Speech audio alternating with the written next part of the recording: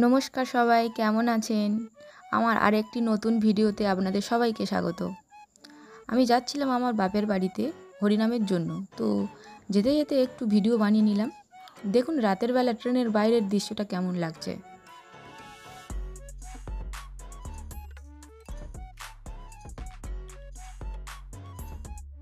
এলাম মেলাতে গিয়ে দেখি বাচ্চাদের খেলনা, বেলুন, স্টেশনারি, মিষ্টি, ফুচকা, আইসক্রিম আরও কত কিছু। জানেন তো, আমার তেমন কিছুই কেনা হয়নি, কারণ আপনাদের দাদা যায়নি, তাই ভালো লাগেনি। কথা বলতে বলতে এগিয়ে এলাম হরিনামের আসরে। দেখছি ওখানে কত লোকজন বসে আছে, তো বসে বসে সবাই হরিনাম শুনছে।